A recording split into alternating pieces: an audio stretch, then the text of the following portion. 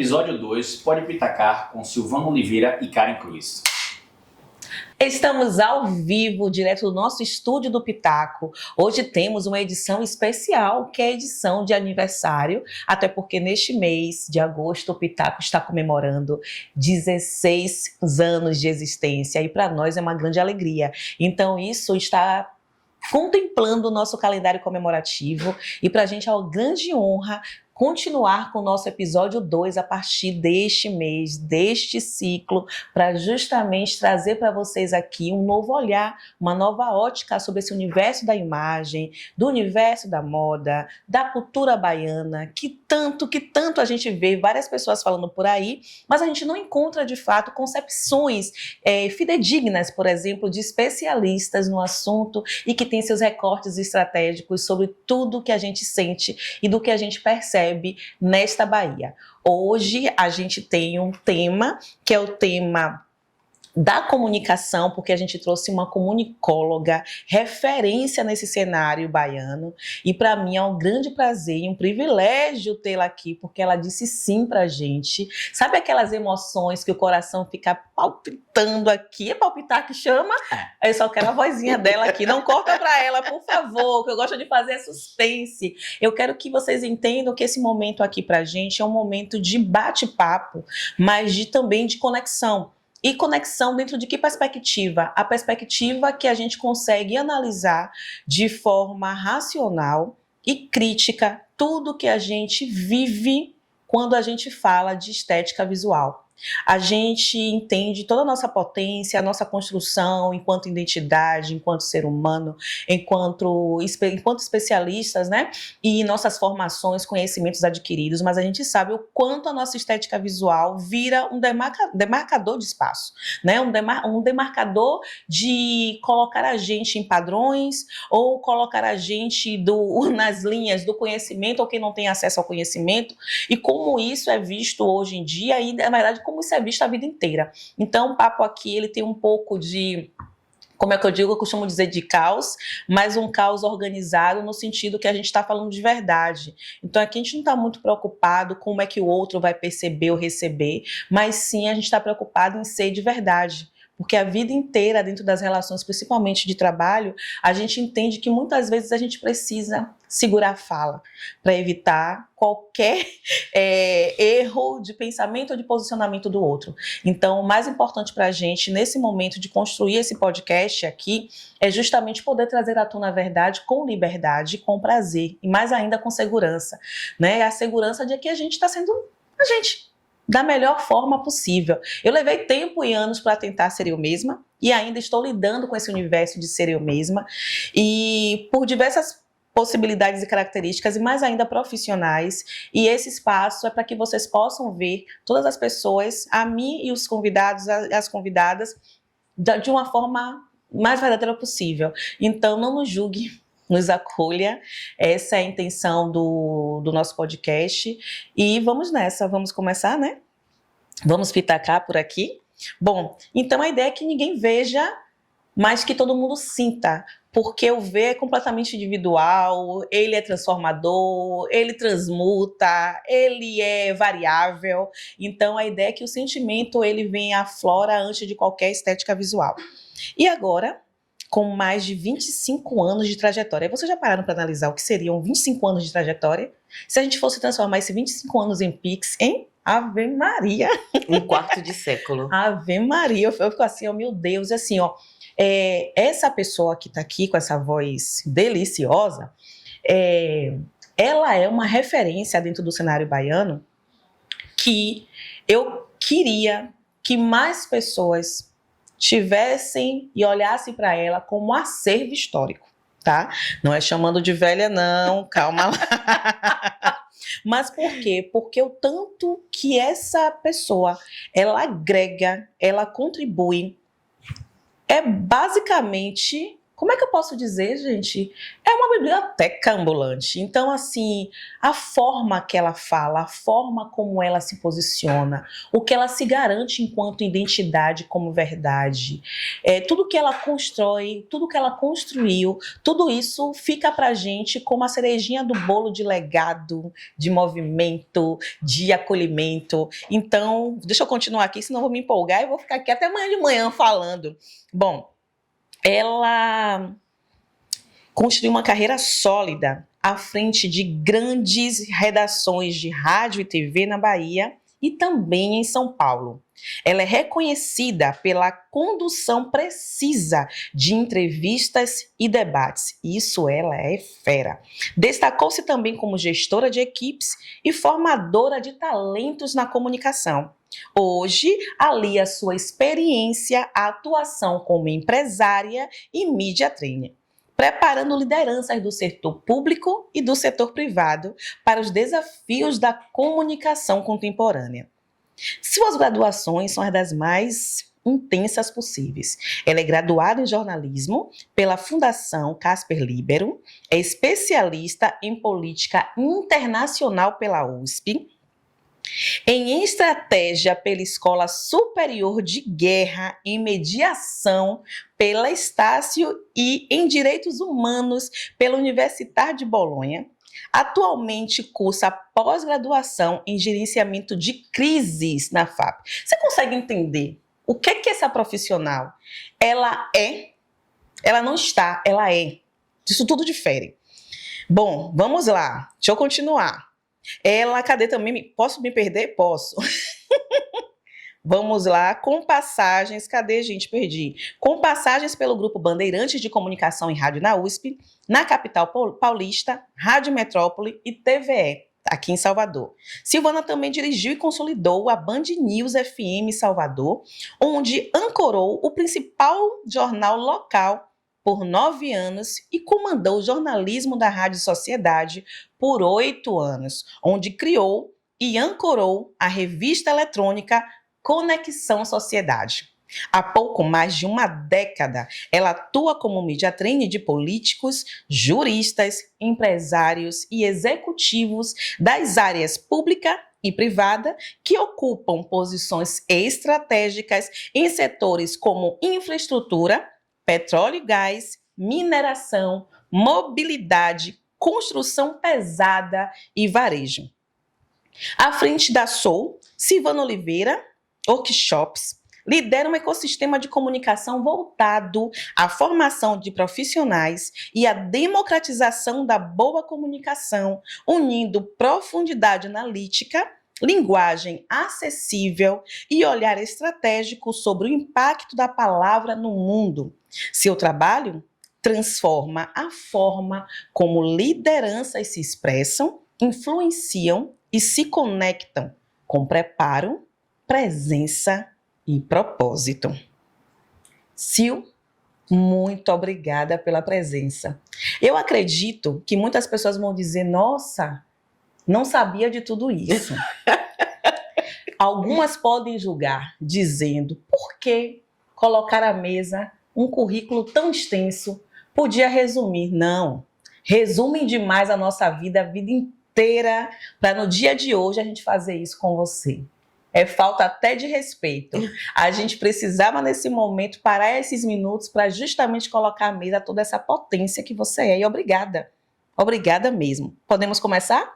Ô, Karen, muito obrigada a você por me receber aqui. É um prazer fazer parte desse ciclo comemorativo, inclusive, né, da Pitaco. É um prazer estar com você, uma outra mulher negra, empresária, de destaque. E é interessante, né? Você leu aí praticamente meu currículo todo, e a gente vai esquecendo as coisas que a gente faz, né? A construção da nossa identidade, já que essa é a temática aqui, a gente vai esquecendo. Você agrega aquele valor, você agrega aquele conhecimento, mas você esquece que você esteve aqui, que você esteve, e tá faltando coisa aí, viu? Com certeza, eu tenho certeza. E você vai lembrando e falar, nossa, é por isso que assim, que a gente se constrói em determinada medida, que a gente se sente pronto ou quase pronto para desenvolver algumas tarefas. É bem isso aí. Eu quando olho para o seu currículo, eu digo, caramba, meu Deus do céu, Quantas vezes a gente se julga que a gente não é suficiente, que a gente não está pronta, que tem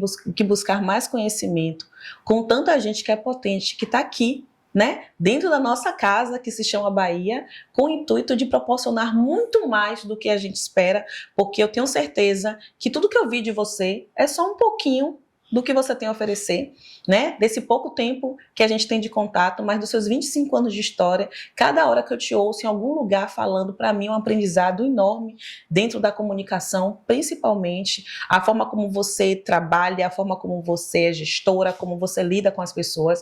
Então, tudo isso, na verdade, não é só o seu espelho de atuação, é também um ensinamento, um legado. Mas agora a gente precisa fazer aquela nossa conversa, né? Aquele nosso diálogo intimista. E só para começar, a gente ficou pensando aqui o que perguntar para ela. Tem tanta coisa que a gente quer saber. E nessa brincadeira a gente sabe que esse pouco tempo de podcast, que a gente poderia passar dias e dias aqui falando só de você, a gente hoje resolveu selecionar pílulas do que a gente pode entender um pouco e conhecer a Sil por dentro mais ainda. Então, quem é você quando ninguém está olhando? Nem sei se eu posso contar, né? Quem sou Pode, eu aqui quando pode ninguém tá tudo. olhando? Aqui Eu pode sou tudo. múltipla. Eu acredito que, assim, a principal característica que eu tenho quando ninguém, absolutamente ninguém, nem meu marido, nem meus cachorros estão olhando, eu sou múltipla, né? Eu sou uma mulher que gosta do boteco da esquina, que curte pagode, que samba, que sai em escola de samba, mas sou uma mulher que adora política internacional e que viaja para fazer um curso em Israel sobre comunicação em áreas conflagradas. Ao mesmo tempo que eu adoro novela, estou assistindo a novela da Globo Sim, o remake, adoro trazer e fazer conexões com o que a gente tem aqui. Eu também estudo gerenciamento de crise e vou para São Paulo fazer um curso nesse aspecto. Então eu sou múltipla, né? Múltipla, acredito que como a maioria das pessoas. Infelizmente, Karen, eu tenho a sensação de que a nossa sociedade nos obriga, ou tenta, né? Nos obrigar a entrar em determinadas caixas e dizer, não, você é uma jornalista pós-graduada, então você pode apenas gostar de jazz, música clássica, eu vou chamar de instrumental, tá, gente? Porque, né, nem clássica nem erudita, essa aqui é a verdade, ou jazz. Eu gosto de tudo isso, mas eu gosto de um pagodão também, eu gosto de música baiana, né? Eu acho que é possível você vivenciar todas as coisas que a vida tem para te dar, de uma forma prazerosa, intensa e saboreando cada uma delas. É quando você fala de a gente ter essa liberdade de ser quem se é, né? Eu fico analisando justamente isso, porque eu levei e ainda estou nessa ruptura de colocar minha verdade à tona em exposição pública, né? Porque a primeira ideia é, quando a gente vai para exposição pública, é o julgamento. Não é fácil. E se as pessoas, quando estão julgando, elas estão duvidando de sua capacidade profissional, que elas conseguem misturar bem essa linha de análise. E aí, quando você traz isso, você coloca uma verdade que é tão libertadora. Eu levei tanto tempo, eu acho que eu devo ter um ano no mantra, eu sou livre, eu sou livre, eu sou livre. Eu sei que as pessoas não entendem, né, quem é a gente no CPF, quem é a gente no CNPJ, que eu acho bem louco, assim, falar de CPF e CNPJ como fossem dois polos distintos, ainda sendo um campo de trabalho, mas que, querendo ou não, é o CPF que é a revelação desse CNPJ. Então, o CNPJ não é construído sem um CPF.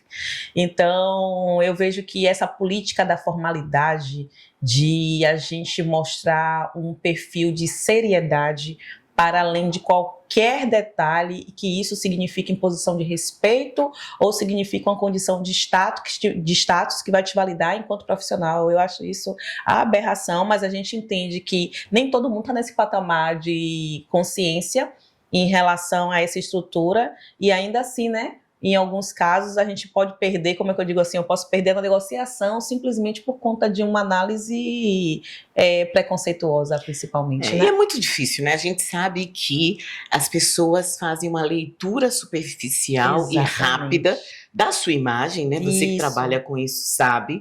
E não é fácil. Não vou negar a você que, assim, não foi uma, nem duas, nem três vezes. Inclusive hoje, eu continuo muitas vezes chegando para atender um cliente, um alto executivo, ou do setor público ou do setor privado, e quando eu chego na recepção, perguntam se a media trainer vem, se eu estou aguardando. Isso praticamente faz parte da minha rotina, de verdade. Hoje não, aconteceu há 2 dias, por exemplo.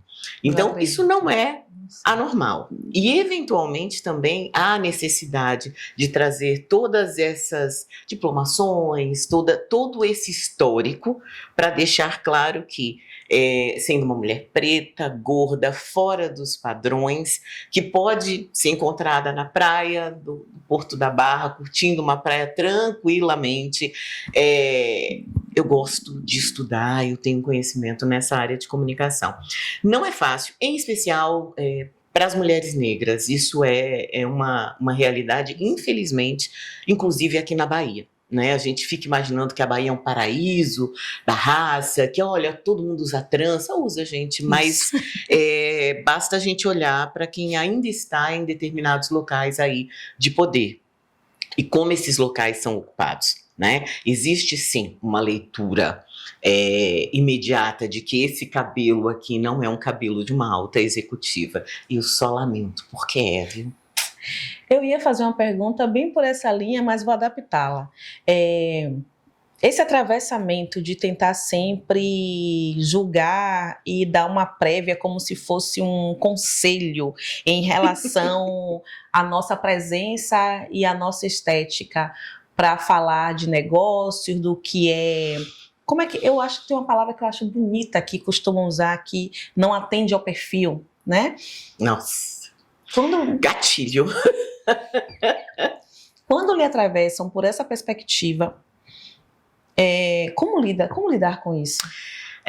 Gatilho mesmo. Inclusive, eu fiquei com os olhos aqui com lágrimas. Por quê? Porque eu lembrei da menina Silvana. Eu entrei na faculdade com 16 anos, era muito novinha. E como eu morava longe, né? Eu sou paulistana, morava na Penha, estudava na Casper Libero, na Avenida Paulista, eu fazia cursos, né, para poder ocupar esse espaço, que eu fazia estágio de manhã cedo, precisava ocupar a minha tarde. E um dos cursos que eu fiz foi de apresentação para TV, ali com 17, 18 anos talvez. E eu fui bem no curso, muito dedicada, muito CDF eu era, né? E quando chegou no final do curso, o professor falou: nossa, você foi a melhor aluna, você é muito boa, a câmera gosta de você, é uma pena que seu perfil não seja adequado para a TV. Essa foi a primeira vez que eu ouvi que eu não era adequada. Houve uma outra oportunidade também, eu fui convidada para apresentar um debate político, um debate eleitoral, e aí ninguém ia me dizer que eu não era adequada, porque eu já tinha provado a minha competência na área política, né? Eu já entrevistava isso aqui, já era diretora, né, de uma emissora, já fazia entrevistas, os políticos já me conheciam, mas houve uma demanda grande que eu alisasse meu cabelo. Eu não usava o cabelo natural ainda, mas eu fazia um relaxamento de cachos e usava ele um pouco armado. E a demanda foi que eu usasse chapinha. E acho que foi a primeira vez de verdade que eu verbalizei: eu não uso chapinha, essa não sou eu. Então, vocês podem escolher. Ou vocês vão me ter com o cabelo mais armado, ou vocês precisam procurar uma outra pessoa. Eu sei, Karen, que não é das coisas mais fáceis ter esse posicionamento, que a gente tem uma estrada, né, para caminhar. Eu tenho uma enteada que tem cabelo preto, cabelo crispo, ela é muito clarinha de pele, mas ela tem o cabelo crispo, e ela, por exemplo, demorou muito a conseguir usar o cabelo no natural. Ela usava trança, depois acabou alisando o cabelo e agora ela cortou. Eu percebo ali a dificuldade do reconhecimento, de entender que ainda hoje nesse país, é horrível o que eu vou falar, mas me compreendam, não me julguem. Ainda hoje nesse país é muito difícil ser preto e é muito difícil querer ser preto, porque a gente sabe que existem determinados marcadores, né? Mas eu imagino, acredito que a gente caminha para um momento em que é possível que você se assuma. Eu busquei esse caminho através de todas essas ratificações, do trabalho que eu exerço, enfim, do comprometimento que eu tenho com as coisas, e hoje realmente eu não admito mais que o racismo me atravesse ou atravesse o meu caminho, em especial no trabalho e em especial com a minha família também, que aí eu viro leoa de fato. E no trabalho é isso, né? Eventualmente você lida com pessoas machistas, né? Ou que reproduzem o machismo, e você tem que lidar com aquilo, pontuando alguma. Recentemente, para você ter uma ideia, eu ouvi de um senhor, vou chamá-lo assim. Ele me perguntou se era um problema chamar de moreno alguém aqui na Bahia. E aí eu cantei a musiquinha do Ilê pra ele, né? Se você tá afim de me ofender, que é isso, ainda hoje. E ainda disse que era chato, agora tava chato o mundo.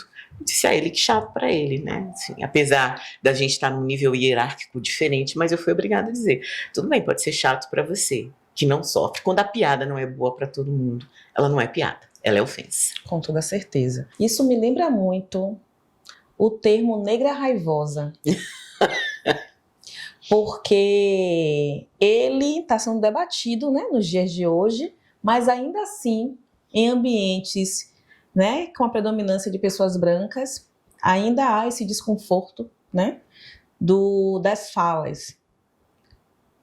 Não falei com essa intenção, você entendeu errado, por que esse nervosismo? Nossa, você foi tão grossa na resposta, eu não falei por que você respondeu dessa forma. Então, a gente sempre está sendo colocada, né, dentro de um perfil de que a gente não tem educação, principalmente. E eu sempre questiono, teve um livro que me salvou muito nesses últimos anos, que foi em 2020, se eu não estiver enganada, que é a Bíblia da Garota Negra, Brilhe na Sua Praia, que cada capítulo conta a história de uma mulher negra que teve destaque, e como elas viveram, né, tiveram a sua carreira diante desse atravessamento e diante desse racismo. E eu lembro muito bem que eu não sabia lidar com as pessoas que me elogiavam, mas que vinham e colocavam a mão no meu cabelo, às vezes de forma até agressiva, como se eu fosse um bicho exótico. E eu dizia... Aquele susto que me arrebatava quando a mão, sabe, vinha diretamente no meu cabelo, eu tomava aquele susto. Isso é um carinho ou é um tapa? Eu sempre fiquei na dúvida. Aí eu tomava aquele susto, eu não sabia como lidar com aquilo.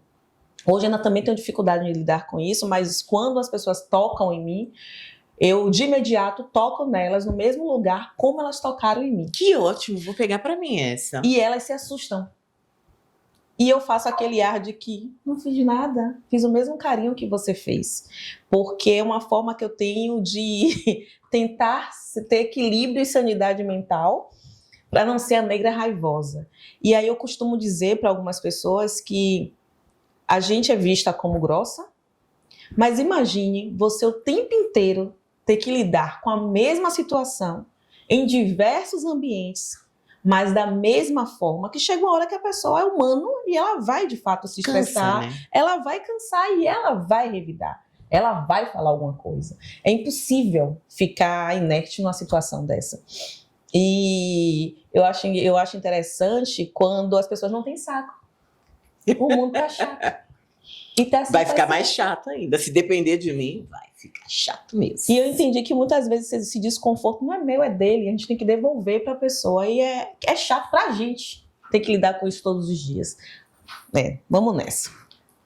Ações pedagógicas, né? Eu paro aqui e fico refletindo sobre essa questão do ser negro, porque eu tenho certeza que nenhuma pessoa negra queria ficar conversando sobre isso, nem ter que lidar com isso, porque a gente tem outros objetivos na vida, a gente tem sonhos para conquistar, e tudo isso faz com que, de vez em quando, a gente tenha que perder tempo. E eu juro que eu não queria perder tempo com isso. Não, e assim, Né? você perde tempo com isso e você perde energia, né? Isso, Porque você exatamente. fica exausta, exaurida. E eu trabalho de várias formas diferentes. Às vezes eu reajo assertivamente, com toda a educação doméstica que seu Honório e Dona Silene me deram. Mas E aqui para nós você é maravilhosa, viu, nas Obrigada, respostas. mas com Eu fico assim, ó, assertividade. meu exemplo de respostas suaves. Às vezes eu só olho porque eu também tenho um olhar assim, né, forte. E às vezes eu não falo nada, porque às vezes eu tô tão exausta, eu digo não, isso não vai comprometer o meu dia hoje. São escolhas que a gente precisa fazer todo dia, né? É verdade. São escolhas. Escolhas. Não é das coisas mais fáceis, mas estamos aqui. Exatamente, não é todo dia que a gente vai estar disposta de fato a contemplar aquela energia que É. não nos cabe. Isso mesmo. Você fala muito de preparo, presença e propósito. Pode aqui detalhar para a gente? Esse é quase um mantra para mim, né? No último ano, eu tenho trabalhado mais com a Soul e estou com foco da criação de um ecossistema de comunicação. E quando eu olho a comunicação bem feita, quando eu olho a tradução das coisas, quando eu observo um bom entrevistado, um bom entrevistador, eu percebo que tem esses 3 P's, né? O preparo, ou seja, saber daquilo que você está falando, trazer dados, trazer exemplos, traçar paralelos.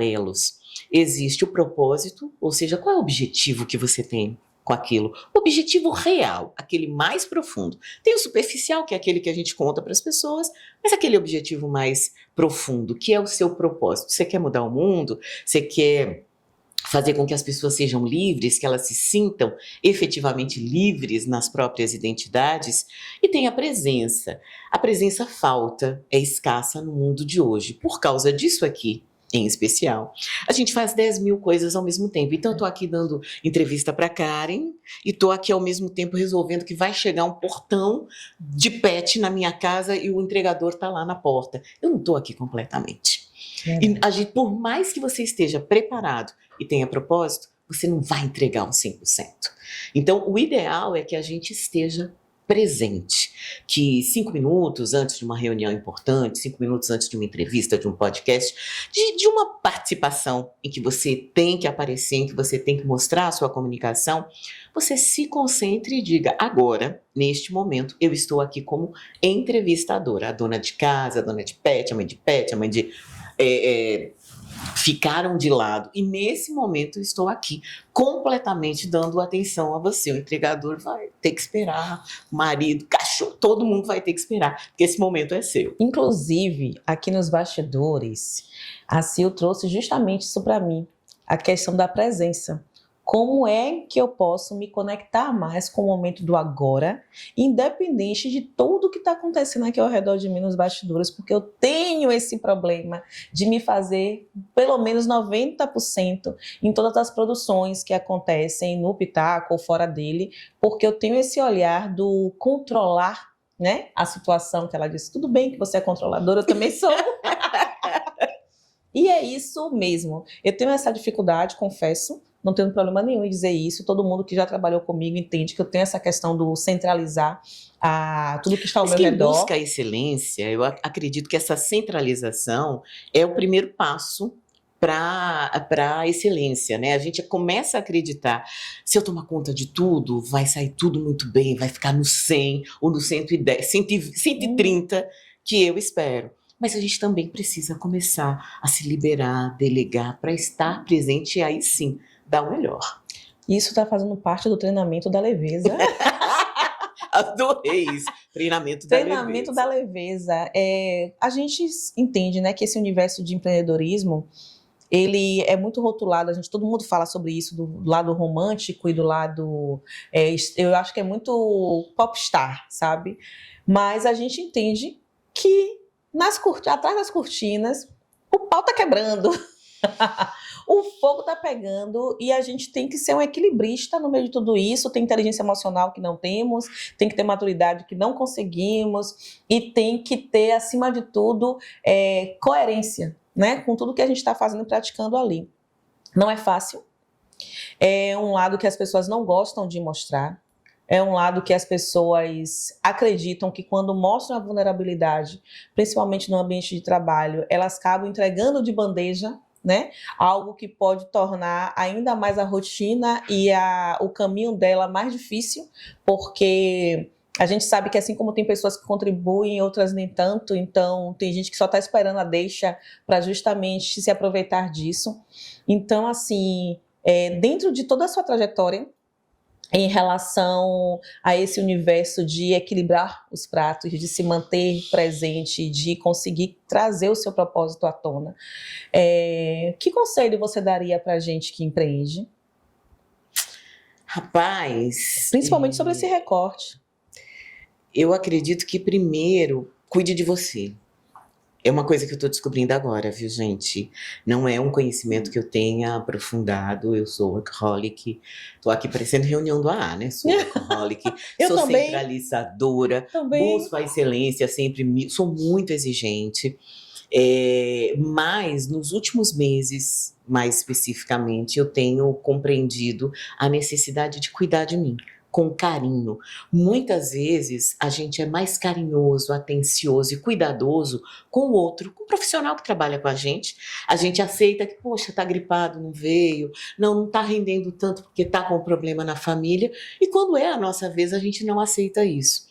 Então, acredito que de verdade a primeira coisa é se olhe, cuide de você, em especial você que é mulher, de verdade. A gente tem muitas demandas, né? Os homens também têm suas demandas, mas a gente tem demandas que a sociedade nos impõe e aí culturalmente a gente assume, mas olhe para você, né? Tem uma máxima dentro de da mitologia dos orixás que fala que o Xun, eu acho lindo isso, ela primeiro lava as joias para depois cuidar dos filhos, né? E isso não tem nada de ser material. Na verdade, o lavar as joias, ela cuida primeiro dela, e depois ela vai cuidar dos outros, ou seja, o cuidador tem que estar cuidado.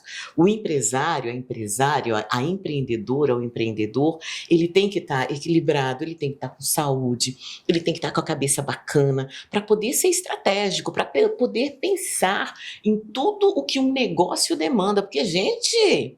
Vou dizer, atender cliente não é fácil. São muitas energias ali, é muita demanda mesmo, É mesmo. né? E você cuidar da sua empresa, a contabilidade, os impostos, estrategicamente, o planejamento, o desenvolvimento, dar conta de acompanhar tudo, em especial quando leva o seu nome. Você tem um nome forte, é Karen Cruz. Não é só uma marca, a Pitaco, né? Não é só a Pitaco que ninguém sabe exatamente quem está por trás. É você. Isso impacta diretamente em você. Então, cuidem-se, autocuidado, saúde mental, procure fazer uma atividade física, por mais lúdica que seja, ainda que seja uma atividade de mental, né? Ainda que seja, eu vou fazer ali quebra-cabeça, tenha o prazer pelo prazer. Eu estava ouvindo um podcast hoje cedo, Karen, que falava exatamente isso, porque qual é o meu hobby principal? Leitura.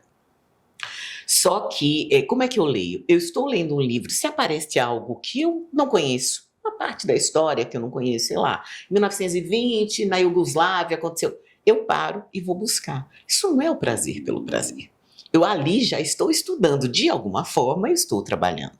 Então vá à praia, caminhe na praia, tome banho de mar, brinque com seus filhos, deite, role no chão com seu cachorro. Tenha o prazer de viver e um pouco da ludicidade. A gente não precisa levar a vida de uma forma tão pesada, podemos fazer uma jornada mais leve. Com certeza, eu paro para analisar sobre isso porque eu tenho muito o brincar no trabalho, mas eu não tenho o brincar literalmente no lazer. No lazer eu posso estar brincando, mas a mente está trabalhando, pensando em uma série de atividades que eu tenho que fazer, coisas que talvez eu tenha deixado pendente, coisas que eu posso criar, fora a mente criativa. E eu lembro que em 2020, justamente aqui no estúdio, só que na outra sala, eu lembro que as poltronas elas ficavam na entrada. Justamente essas poltronas, para vocês entenderem aqui a dinâmica. E aí chegou uma amiga e disse, tá errado isso aqui. Como é que você tem uma vista má e você não tem nada para contemplar essa vista mar? Eu disse, mas tem sim, aqui tem uma mesa e todo mundo dá para ver o mar. Ela, mas não é sobre isso, é sobre pausar, tomar um café. Você já fez isso aqui? E eu, que louca, na minha cabeça. O que é que ela está fazendo? O que é que ela está falando? Aí ela chegue aqui, chegue mais cedo, pegue um café, sente na poltrona, olhe para o mar, aprecie o café. Gente, a vista daqui é incrível. E eu, sem entender aquilo que ela estava falando, aí fiz uma prévia de mentoria de produtividade cíclica e a primeira pergunta foi sobre o que me dava prazer. Aí eu fiz, sei lá. Trabalhar. E aí ela, vamos pensar alguma coisa para você fazer? Tá. Aí ela, o ócio. Eu disse, não tem como, o cérebro não deixa. Aí ela ficou, vamos tomar um café? Vamos pensar em alguma coisa que você gosta? Eu não sabia, de fato, o que é que eu gostava, porque o hobby que ficou na minha mente era cinema, show, coisas que eram do meu passado, mas da minha realidade não existia, de fato, algo que eu tivesse ali, poxa, amo fazer isso. E eu comecei a entender até que a praia estava virando meu refúgio. E eu nem sabia que eu estava indo à praia com a ideia de refúgio, de assim, tenho que ir na praia. Era um desespero que batia em mim. E quando eu chegava na praia, eu não me dava o luxo de realmente contemplar a praia. Porque ali eu não estava com os pés na areia de fato, não estava olhando para o mar de fato, nem entrava no mar muitas vezes. E ainda tenho essa reflexão, porque a gente conversando aqui, a gente vai falando, fazendo um paralelo e fazendo uma autoanálise. É tudo junto, é muito terapia. Mas é É mesmo quase eu digo aqui, terapêutico. eu acho que eu vou encerrar o podcast depois, dizendo assim, ó, mais 24 horas, companheira. Mas você sabe que de verdade isso funciona. Em especial para quem entra na vida, e eu não quero ficar falando aqui de mulher negra, mas eu acredito que tem a ver com isso, sim. Que você tem uma necessidade de buscar o espaço o tempo inteiro, então você acredita que o tempo inteiro estão lhe julgando, que estão medindo, que se você fizer uma coisinha errada, não vai dar certo. Que vai botar tudo a perder. Esse buscar a pausa, buscar a leveza, o autocuidado, buscar o prazer, é só por hoje, companheira. De verdade. Sabe, assim, acordar e pensar que, assim, só por hoje a gente precisa se colocar na agenda realisticamente. Exato, e quando a gente fala assim de priorizar, na minha cabeça, principalmente, não sei se da de vocês aí também, era muito algo que eu teria que investir financeiramente. Então, eu teria que pagar algo para falar de mim ou que eu estou me priorizando. E não necessariamente. O que eu vejo que mais rico que a gente tem é o tempo. E muitas vezes eu estou sempre com pressa. Eu estava sempre atrasada. Então eu digo assim, uma coisa que eu demorei de fazer, me alimentar direito.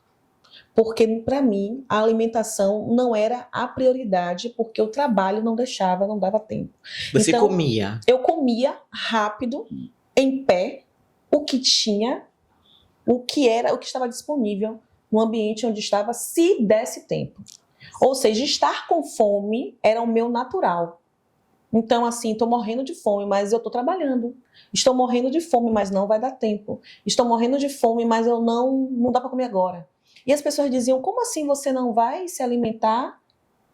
Pare para se alimentar, traga alguma coisa na bolsa. Isso aí para mim não é prioridade.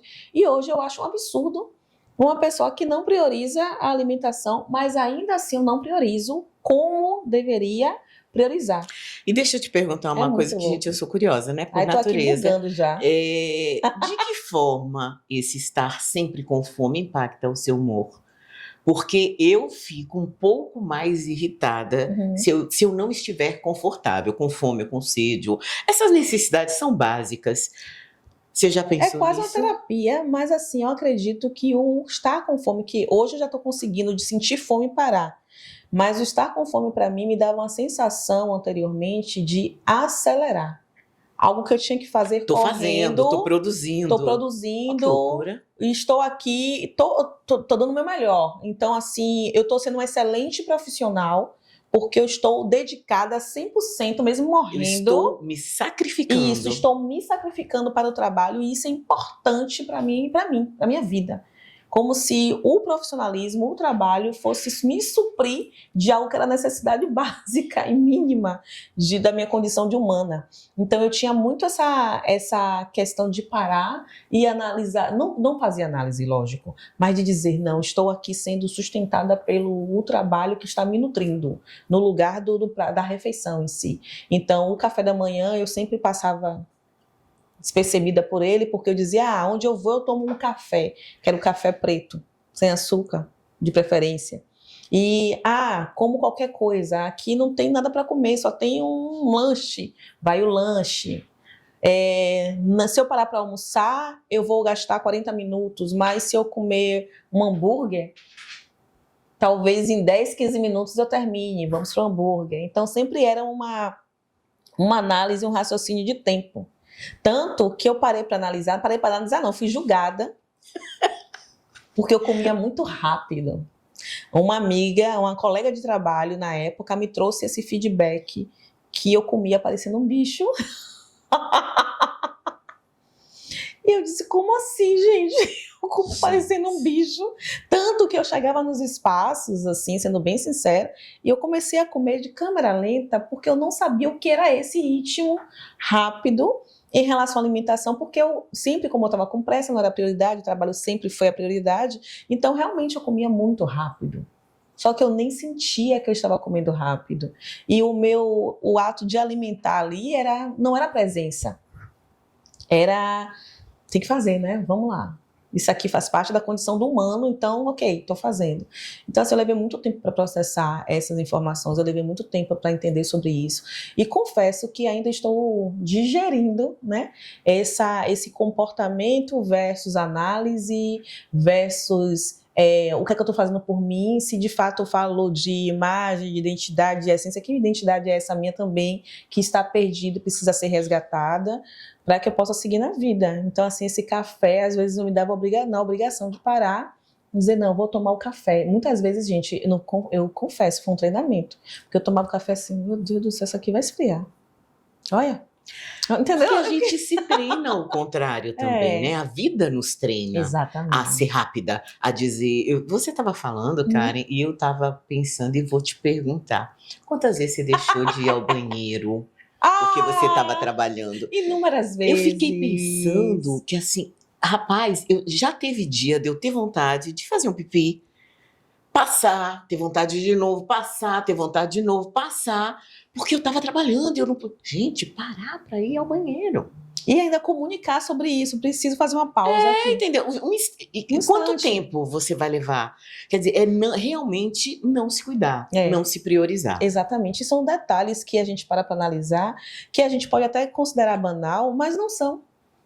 É sobre essa dinâmica de exigência que a gente tem que dar o melhor, tem que fazer 2 vezes, tem que mostrar competência, tem que se fazer presente, tem que ser um dos melhores, né? Tem que estar disponível, tem que ser acessível o tempo inteiro, e no final das contas o que sobra é o resto da gente, que fica pra gente mesmo, não fica mais pra ninguém, porque o melhor já foi entregue, já foi repassado, e depois às vezes a gente não consegue nem recuperar, que é a parte pior da história. Mas vamos lá, agora eu quero falar sobre o universo que todo mundo quer saber. Roupas. Eu tenho um pouco de ranço, vou ser bem sincera com você, porque as pessoas sempre vêm com a ideia de que é sobre roupas, e não é sobre roupas, né? Mas o que a gente percebe, o que eu percebo muito? A gente cria, na verdade, uma rotina tão acelerada que a roupa também ela não é processada, e ela não é colocada como um ponto de vista que é nossa utilidade. É sempre a roupa, a gente servindo para a roupa, porque a roupa serve para a ocasião, mas nunca a roupa servindo para a gente e a gente se fazendo presente nas ocasiões. Você teve alguma dificuldade em lidar com esse universo das roupas? Você hoje já consegue manter um posicionamento referente à sua imagem e que a roupa está conectada 100% contigo?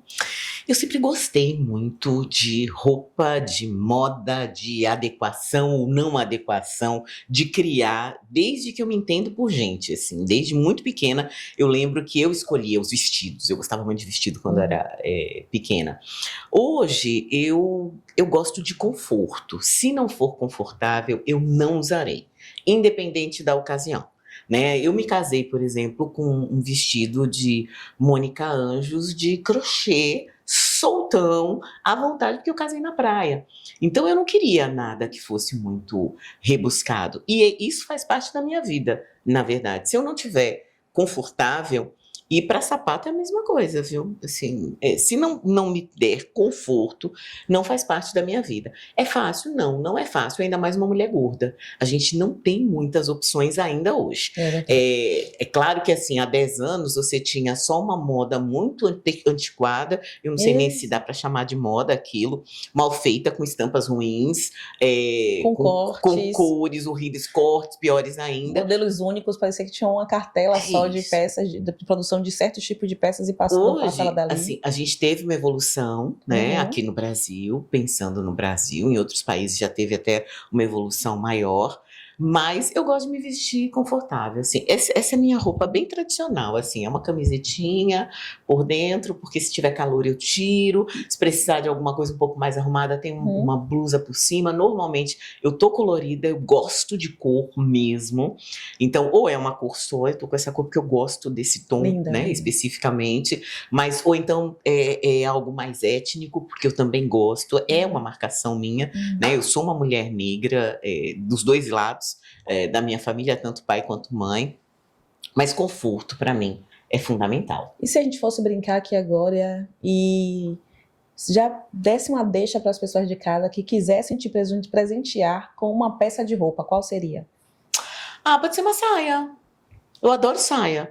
Agora, saia confortável, tá, gente? Não é saia pra ficar aqui, assim, pondo a mão. Não. Tô falando de saia que você possa se sentar. Tá vendo que eu sento direitinho, né? Assim, sento com a perninha fechada.